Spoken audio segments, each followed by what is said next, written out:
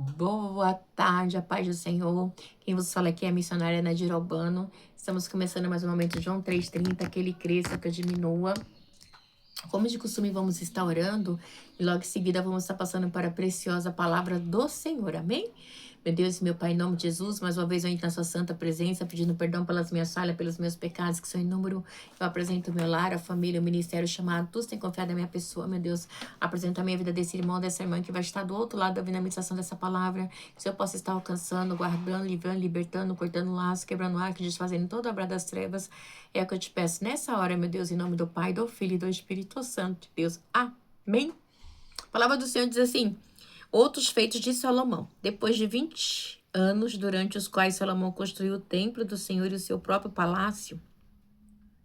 Meu Deus e meu Pai, em nome de Jesus, essa é a sua santa e preciosa palavra no momento João 3,30, que eu, a missionária Nadir Albano, desapareça, que Deus Pai, Deus Filho, Deus Santo de Deus apareça, porque o objetivo desse canal, Senhor, é simplesmente pregar a tua palavra pura e genuína como ela é, para que teu nome venha a ser exaltado, para que teu nome venha a ser glorificado.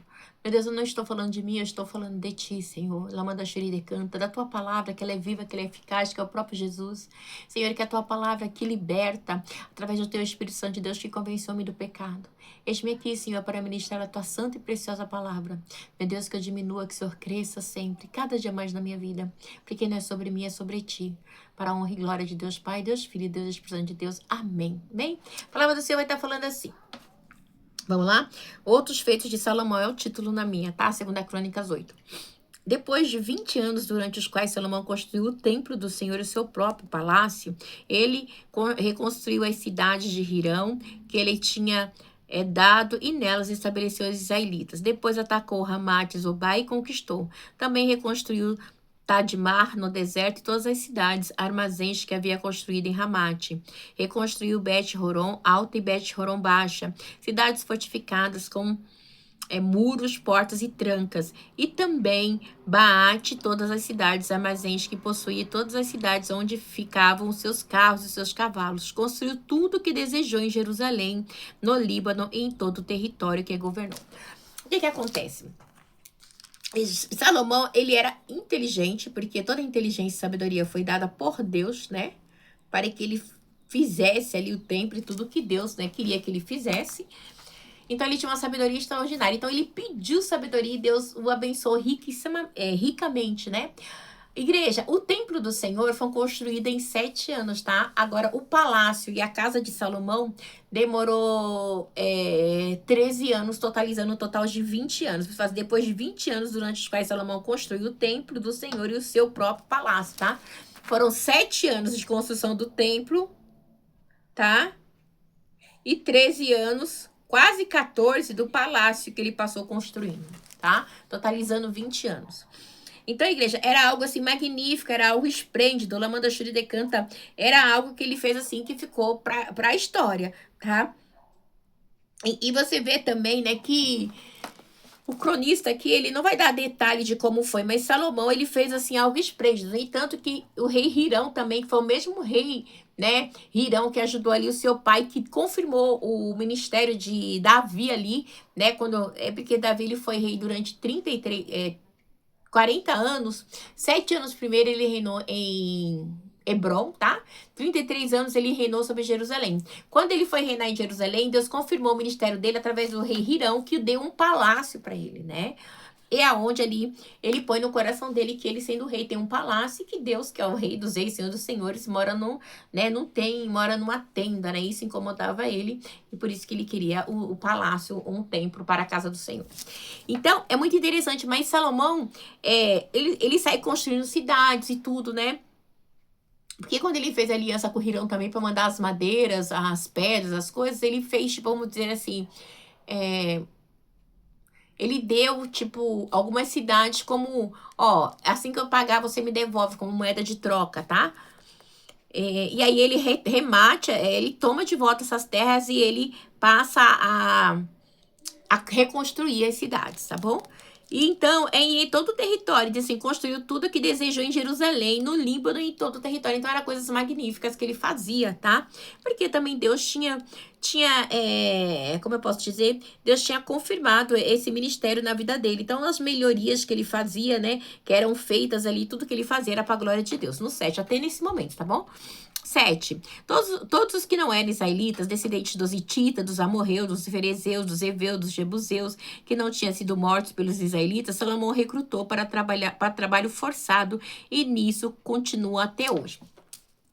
Igreja, quando a gente fala desse povo aqui, tá? A gente sabe que Deus falou assim, ó, eu vou te dar as terras, né? Dos jebuseus, dos amorreus, tal, tal. E quando a gente fala, eu gosto muito de lembrar que teve um hitita que fez a diferença no meio do povo de Israel. Esse hitita, ele amava a Deus, né? Ele era servo fiel do rei Davi. E quem era? Era o marido de Betseba, tá? Urias. Urias, ele era hitita, tá? Ele era um soldado, mas ele hitita e ele era fiel a Deus e ao rei Davi. No entanto, que Deus fala assim, quando Deus manda o profeta ir falar com ele, fala assim, meu servo, né, Urias, né? Então tinha muito disso. Por quê? Porque como eu posso dizer, a salvação, a bênção era sobre o povo de Israel, né? Então, pessoas que aceitavam, que conseguiam enxergar, né, o Deus de Israel, né, e que ia e lutava ali a favor do Deus de Israel, vendo que os outros povos não eram aceitáveis a Deus, né? Eles eram tidos como servos do Senhor, como ali a prostituta Raabe, tá? Que é bisavó de Davi, tá bom? E assim por diante, tá bom? Boaz casou com a Moabita Ruth, tá? Gente, eu já misturei a história. Raabe, a prostituta. Peraí, só um minutinho. A igreja. Então, a prostituta Raabe, ela acaba entrando na geologia de Cristo, tá? É que eu não lembro agora, que é muita coisa. Tô tentando achar que eu voltei até aqui em Josué pra mim estar procurando, mas é muita coisa pra minha cabeça. Então, quando as pessoas aceitavam Jesus, né, ali aceitavam o povo de Deus, né, que era o povo escolhido do Senhor, então, eles acabavam entrando ali, né, na geologia ali, era tido como povo de Deus. Então, igreja, a gente está num tempo onde o que acontece comigo e com você? Nós estamos numa posição honrada, porque quando Jesus ele veio, aleluia, né? Jesus ele veio para fazer a diferença na minha e na sua vida, amém? E ele vem de uma maneira tão extraordinária, aleluia, glória a Deus, aleluia, que ele muda a minha e a tua história, aleluia, né? E a gente vê, né, que essa daqui tá aqui, ó, em Josué 6, versículo 22. José disse aos dois homens que tinham espionado Jericó: entrem na casa da prostituta e tirem-la de lá com todos os seus parentes, conforme o juramento que fizeram a ela. Então os jovens que tinham espionado a terra entraram e trouxeram Raabe, seu pai, sua mãe, seus irmãos e todos os seus parentes. Tiraram de lá todos os que da sua família os deixaram num local fora do acampamento de Israel. Depois incendiaram, né? Depois incendiaram a cidade inteira e o que nela havia, mas entregaram a prata, ouros, utensílios de bronze, de ferro, ao tesouro do santuário do Senhor. E Josué poupou a prostituta Raabe e sua família, tá? E todos os seus pertences, pois ela escondeu os homens que Josué tinha enviado a Jericó como espia. E Raabe viveu entre os israelitas até hoje, tá? Então, a história de Raabe, ela é mudada, tá? Por quê? Porque ela aceitou o povo de Deus. Então, quando alguém naquela época cuidava, zelava, guardava do povo de Deus, tá? Ele passava a ter parte na história do Senhor. Aleluia, glória a Deus. Por quê, igreja? Porque a salvação era somente para o povo de Israel, tá? No entanto, que a gente vai ver que a prostituta Raabe, ela é falada no livro de Hebreus 11:31, tá? Então, diz assim, ó, 11:31, Hebreus 11:31, diz assim, ó, pela fé a prostituta Raabe, por ter acolhido os espiões, não foi morta com os que haviam sido desobedientes, né? Então, o que ela fez foi algo que ficou para a história, tá? A prostituta Raabe, né? ela acabou se misturando ali e acabou fazendo parte, né, da linhagem ali dos israelitas, né? E a Moabita também, né, de Noemi, né? Ruth. Ai, gente, que é tanto nome, gente. Tem hora que eu me perco. Me perdoa, igreja. A Moabita, né? Que vai com Noemi ali, casa com Boaz, ela passa ali a fazer parte ali da descendência de Davi, tá? Então a Moabita, então na descendência de Davi. Obed, né? Pai de Jessé, tá? Que é pai de Davi. Obed-edom, ou seja, Obed-edom. Obed é bisavô de Davi ali, filho de Ruth, a Moabita. Com Boaz, tá bom? E assim vai. Então, igreja, Deus, ele sempre tem a maneira dele, né, nessa época aqui, de trazer o povo. Então, a gente vê que é isso que acontecia. E aí, acontece aqui, ó, todos os que não eram israelitas, descendentes dos hititas, dos amorreus, dos ferezeus, dos heveus, dos ebuseus, que não tinham sido mortos pelos israelitas, Salomão recrutou para o trabalho forçado e nisso continua até hoje. Mas Salomão não obrigou nenhum israelita a trabalhos forçados. Eles eram seus homens de guerra, chefes de seus capitões e comandantes. Então, o povo de Israel, os israelitas, eles não eram, tá? Obrigado a trabalhar, mas somente, tá? Como é que fala? Os demais povos, ok?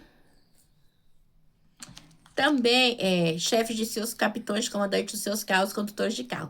Também eram israelitas os principais oficiais do rei de Salomão, 250 oficiais que supervisionavam os trabalhadores. Salomão levou a filha do faraó da cidade de Davi para o palácio que ele havia construído para ela, pois dissera, minha mulher não deve morar em palácio de Davi, rei de Israel, pois os lugares onde entrou a arca do Senhor são sagrados. Até então, igreja, ele tinha essa ideia, né? Ele constrói um palácio para a filha de Faraó, porque ele não queria que a esposa entrasse aonde, né, a arca do Senhor estava. Então, até então, ele tinha ainda o quê? Temor, tá? Ele ainda tinha temor. Mas depois ele acaba fazendo alianças com outras pessoas que não eram. Tudo bem? E aí, igreja, isso é muito sério, né? Então, porque as coisas do Senhor é sagrada. E aí, vamos continuar. E sobre o altar do Senhor que havia construído diante do pórtico, Salomão passou a sacrificar holocaustos ao Senhor. Conforme as determinações de Moisés acerca das ofertas diárias do sábado e das luas novas, das 3 festas anuais, as festas dos pães sem fermento e as festas da semana e a festa das cabanas, que eram as festas dos povos de Israel, tá? Tem até no dia de hoje. De acordo com as ordens de seu pai Davi, designou os grupos do sacerdote para suas tarefas e os levitas para aqui, ó, e os levitas para conduzir o louvor e ajudar os sacerdotes conforme as determinações diárias. Também designou por divisões os porteiros de várias portas conforme os que Davi, homem de Deus, tinha ordenado. Todas as ordens dadas pelo rei ao sacerdote, aos levitas, inclusive ordens relativas aos tesouros, foram seguidas à risca, né? Porque eram as coisas de Deus, tinham que ser seguidas à risca. Todo o trabalho de Salomão foi executado desde o dia em que foram lançados os alicerces do templo do Senhor até o término, assim foi concluído o templo do Senhor, né? Então, o temor que ele tinha ali até então, igreja, né? Esse primeiro relacionamento dele com a filha de Faraó, ele constrói um palácio para a filha de Faraó para não trazê-la na casa de Deus, porque não era da linhagem, né? Não era israelita, né? Então, ele tinha esse temor até então, né? Mas depois sobe para a cabeça. Vamos lá. Depois Salomão foi a Ezion-Geber e Eliaste, Literogedon, e Hirão enviou-lhe navios comandados por seus próprios marinheiros, homens que conheciam o mar. Eles navegaram com os marinheiros de Salomão até Ofe e de lá trouxeram 15.750 quilos de ouro para o rei Salomão. Então, igreja, era muita coisa, né? Esse Hirão aqui, vamos dizer assim, era aquele homem assim, aquele rei que sabia se envolver assim em artifícios, em ouro, pedras preciosas, em tudo assim, que era para construir palácio, né? O reinado dele era rico, né? Em produtos, em matéria-prima, né? Para a construção de templos, de casas, de palácios. Ele era assim, super, vamos dizer assim, ele era super dotado, né, de bens, assim, de sabedoria para lidar com essas matérias-primas da natureza, amém? Deus abençoe vocês, tenha aí o final de semana abençoado, em nome do Pai, do Filho e do Espírito Santo, Deus, fiquem na paz.